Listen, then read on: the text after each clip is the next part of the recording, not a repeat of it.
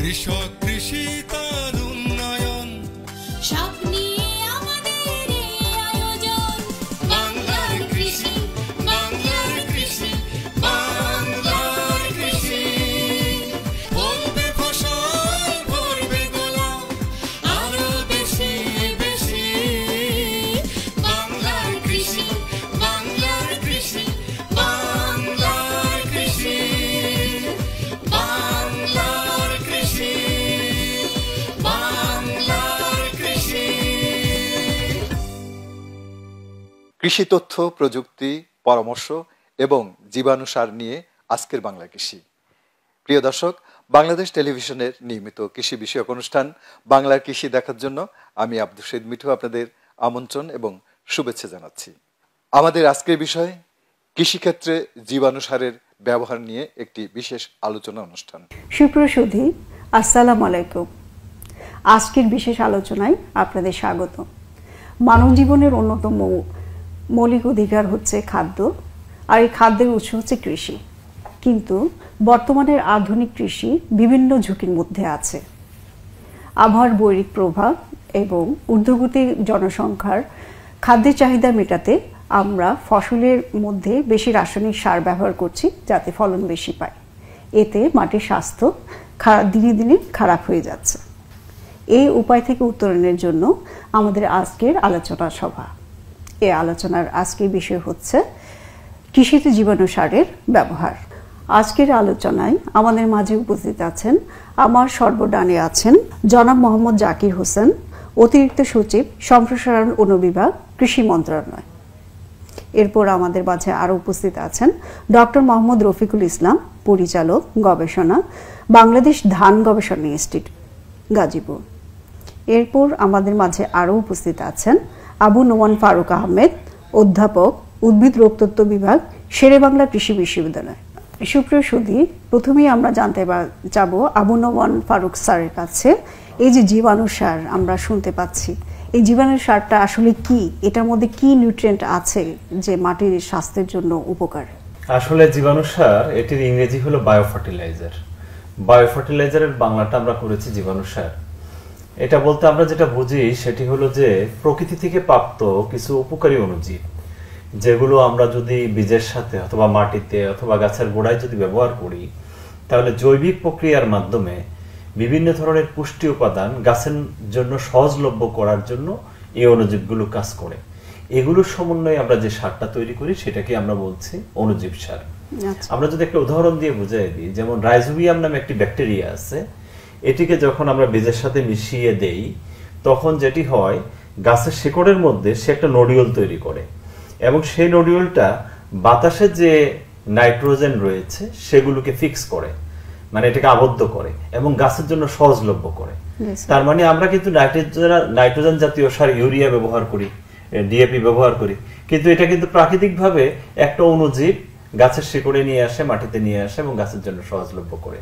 এটাকেই আসলে আমরা বলতেছি জীবাণু সার। তাহলে এই যে আমাদের কৃষকরা বেশি বেশি রাসায়নিক সার ব্যবহার করছে, আর এখানে জীবাণু সার মাত্রাটা জানতে পারলে ওদের জন্য সুবিধা হতো। এটা গাছের জন্য কতটুকু মাত্রায় ব্যবহার করা উচিত? আচ্ছা, এটা আসলে নির্ভর করে কোন ধরনের অণুজীব আমি ব্যবহার করতেছি। জীবাণু সার কিন্তু সব এক ধরনের অণুজীব না। যেমন রাইজোবিয়াম এক ধরনের অণুজীব, ব্যাকটেরিয়া, যে শুধুমাত্র নাইট্রোজেনাস সারগুলোকেই কিন্তু আবদ্ধ করে।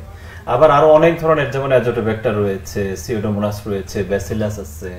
অনেক জায়গায় আমরা দেখেছি যে তারা পেনিসিলিয়াম অথবা স্পার্জিলাসের বিভিন্ন স্পেসিস ইউজ করে, কোথাও ট্রাইকোডার্মা ইউজ করে, মাইকোরাইজা ইউজ করে। এখন কোন ধরনের অণুজীব আসলে ব্যবহার হচ্ছে তার উপর ডিপেন্ড করবে মাত্রাটা কেমন হয়। আমরা যদি রাইজোবিয়ামের উদাহরণটা বলি, আমরা দেখেছি যে যদি বীজ শোধনের জন্য আমরা ব্যবহার করি, 1 কেজি ডাল জাতীয় ফসলের বীজের জন্য 50 গ্রাম জীবাণু সারই যথেষ্ট। আর যদি আমরা মাটিতে প্রয়োগ করি সেক্ষেত্রে হয়তো আমাদের হেক্টর প্রতি মাত্র 1.5 থেকে 2 কেজি সার লাগবে। তার মানে পরিমাণ কিন্তু খুব বেশি লাগে না, অল্প। 1 হেক্টরে 2 থেকে 3 কেজি সার ব্যবহার করে 1.5 থেকে 2 কেজি করলেই হয়ে যায়। সেখানে কিন্তু আমরা প্রায় 50 থেকে 100 কেজি ইউরিয়া সারের পরিমাণ কমিয়ে নিয়ে আসতে পারি। তাহলে কি আমরা বলতে পারি যে সব গাছের জন্য এটা উপযোগী নয়, বা এই সার ব্যবহারে গাছের কি উপকার আসতে পারে? এখন হ্যাঁ, এটা একটা প্রশ্ন যে একই ধরনের জীবাণু সার কি সব ধরনের গাছের জন্য প্রযোজ্য কিনা। এটা সবগুলোর জন্য প্রযোজ্য নাও হতে পারে। জি স্যার। কারণ আমরা যে ধান চাষাবাদ করি সেটা চাষাবাদের পদ্ধতি কিন্তু একরকম, পানির নিচে থাকে, সাবমার্সিবল, ইনঅ্যারোবিক, আবার অ্যারোবিক। এই জন্য বিভিন্ন ধরনের অণুজীবের বৈশিষ্ট্য কিন্তু বিভিন্ন রকম। তাহলে কৃষকরা রিকমেন্ডেশন নিতে হবে কৃষি অফিসে গিয়ে একটা অবশ্যই, যে কোনটার জন্য কোন জীবাণু সারটা প্রযোজ্য, কোনটা ভালো কাজ করবে সেটা তাদেরকে সুপারিশ দিতে হবে। এরপর আমি ডক্টর মোহাম্মদ রফিকুল ইসলাম স্যারের কাছে জানতে চাবো, এই যে জীবাণু সার আমাদের বাংলাদেশে আছে, এটা নিয়ে কি আপনাদের কোনো গবেষণা আছে বা গবেষণার কোনো ফলাফল মাঠে কাজ করছেন? জীবাণু সারের কার্যকারিতা আসলে অ্যারোবিক আপল্যান্ড ক্রপে বেশি, বাট আমাদের ধান গবেষণা ইনস্টিটিউট কর্তৃক অতি সম্প্রতি আমাদের যে একটা ব্রিও অর্গানিক সার মানে ডিই কর্তৃক নিবন্ধিত হয়েছে, যেটা ব্যবহার করে আমরা শতকরা 30 ভাগ নাইট্রোজেনকে সাশ্রয় করতে পারি এবং 100 ভাগ পটাশিয়াম সারকে আমরা কিন্তু এই রাইস কাল্টিভেশনেও সাশ্রয় করতে পারি। এখানে এই সারের ভিতরে 10 ধরনের ব্যাকটেরিয়া সংমিশ্রণ ঘটানো হয়েছে। Nitrogen fixing, phosphate solubilization. Nitrogen fixing এর ব্যাকটেরিয়ার ফাংশন হলো সে নাইট্রোজেনকে মোর ইউজ এফিসিয়েন্সি বাড়ায় দিবে। এর কারণে আমরা বলছি 30% আমরা কাট ডাউন করতে পারবো এই সারটা ব্যবহার করার জন্য। এই ইয়াটা আমাদের গবেষণা মাঠে যেমন করেছি, আমরা কৃষক মাঠেও করেছি, আমরা ভালো ফলাফল পেয়েছি। এখানে কিন্তু আমাদের পরিবেশ বান্ধব, এখানে আমাদের ফলনের কোনোই ইয়ে হয় না। এটা একটা উপযোগী প্রযুক্তি হিসাবে আমাদের যে ওয়ার্ল্ড ব্যাংকের এনএটিপি প্রকল্প কর্তৃক কিন্তু কৃষকের মাঠে এটা প্রমিনেন্ট টেকনোলজি হিসাবে এটাকে অ্যাডপ্ট করা হয়েছে, সেখানে এর উপযোগিতা যথাযথভাবে পরীক্ষিত হয়েছে। অনুরূপভাবে আরেকটা উদ্ভিদ রোগতত্ত্ব বিভাগ টাইকো কম্পোস্ট নামক একটা সার উদ্ভাবন করেছে, যেখানে 4 অনুপাতে আমাদের কচুরিপানা কিংবা রাইস স্ট্র কিংবা মানে মেইজের স্ট্র অনেক জায়গায় যেখানে যে সোর্সটা অ্যাভেলেবল, ওর সাথে 1 অনুপাতে আমাদের যে গোবর সার, এর সাথে টাইকোডার্মা নামক একটা ফাঙ্গাস ইনোকুলাম যুক্ত করে এই সারটা তৈরি হয়।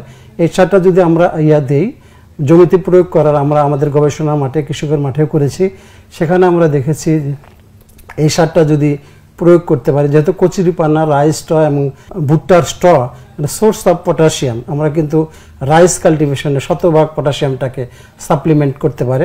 ইন অ্যাডিশন, যেহেতু পটাশিয়াম অলসো সোর্স অফ আমাদের গাছের যে বিভিন্ন গ্রোথ এবং যে প্রতিকূল পরিবেশে টিকে থাকার মেকানিজম, সেই মেকানিজমটা শক্তিশালী করে।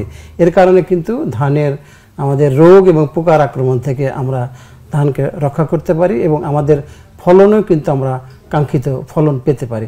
কৃষকরা বেশি উৎপাদন পাওয়ার জন্য রাসায়নিক সার ব্যবহার করে, যেহেতু আমরা জীবাণু সারের কথা বলছি, তো তাদেরকে আমরা কিভাবে বুঝাবো যে রাসায়নিক সারের সাথে এটা জীবাণু সার ভালো? এর তুলনামূলক চিত্রটা কি হবে? মূল লক্ষ্য কিন্তু জমির স্বাস্থ্য ঠিক রেখে আমাদের ফলনকে টেকসই মাত্রায় রাখা।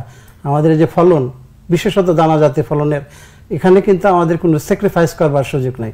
সেই ক্ষেত্রে আমাদের পরামর্শ থাকবে সমন্বিতভাবে ইন্টিগ্রেটেড ওয়েতে, শুধু জীবাণু সার না, আমরা যদি জীবাণু সার ইন অ্যাডিশন আমরা যদি রাসায়নিক সার ব্যবহার করি, যৌথভাবে ব্যবহার করতে পারি, তাহলে মাটির স্বাস্থ্যের জন্য ভালো। টেকসই ফলনের কথা, আমাদের খাদ্য নিরাপত্তার, সেটা কিন্তু আমাদের নিশ্চিত করা সম্ভব বলে আমি মনে করি।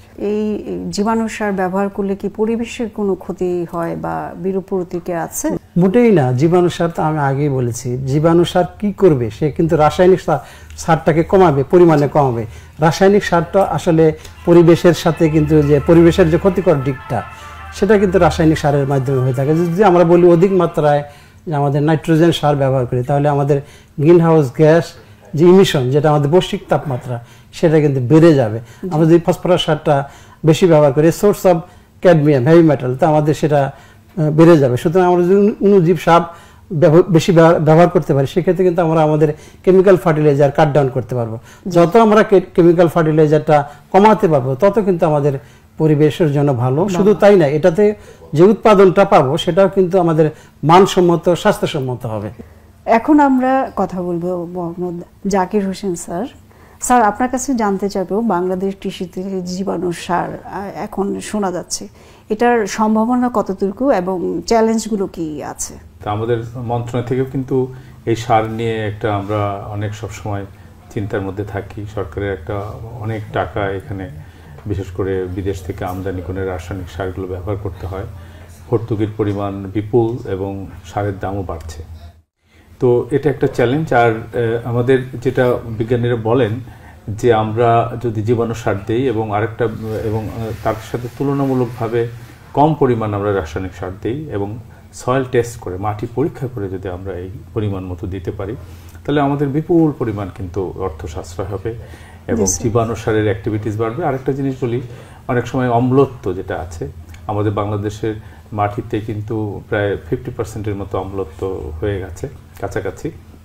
তো এটাই যে আমরা যেতে বলি ডলোমাইট চুন বা এগুলো দিয়েও কিন্তু আমরা অ্যাসিডিটি কমিয়ে আমাদের নর্মাল অবস্থায় নিয়ে এসে সেটা আমরা এই যে জীবাণু সার বা রাসায়নিক সার ব্যবহার করলে তার কার্যকারিতা বাড়বে।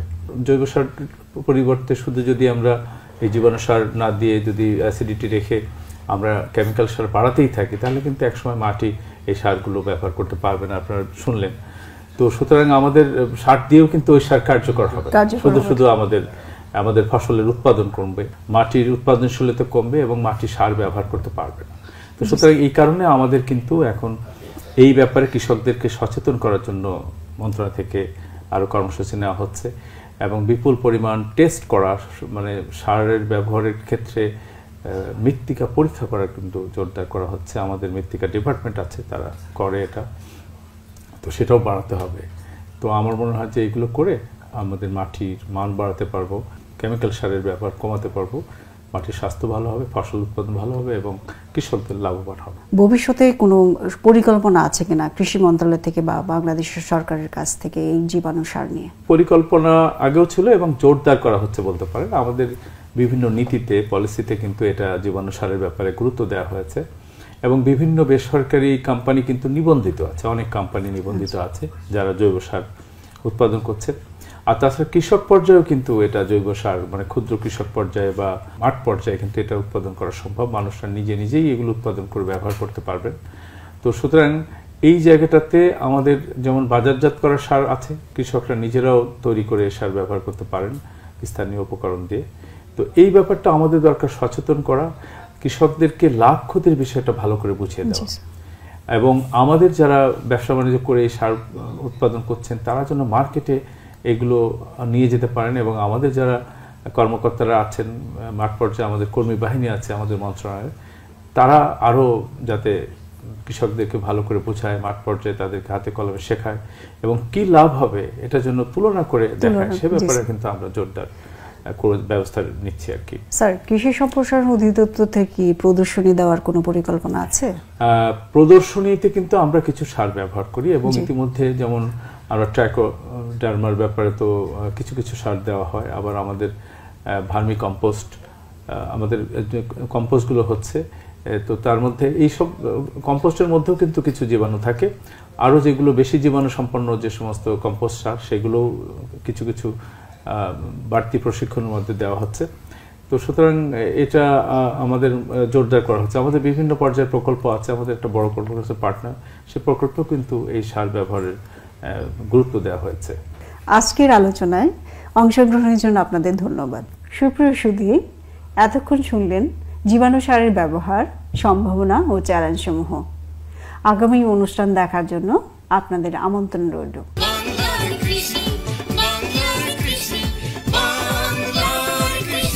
অনুষ্ঠান সংক্রান্ত আপনাদের যে কোনো মতামত আমাদেরকে লিখতে পারেন। লিখবার ঠিকানা: প্রযোজক বাংলা কৃষি, কক্ষ নম্বর 223, বাংলাদেশ টেলিভিশন ভবন, রামপুরা, ঢাকা 1219। ইমেল বাংলার কৃষি 1314@gmail.com। Facebook Bangladesh television. ইচ্ছে করলে অনুষ্ঠানটি ইউটিউবে দেখতে পারেন। কৃষক ভাইরা, আজ এই পর্যন্তই। আপনারা সবাই ভালো থাকুন, সুস্থ থাকুন, এই কামনা শেষ করছি আজকের বাংলা কৃষি। আল্লাহ হাফেজ। বাংলার কৃষি।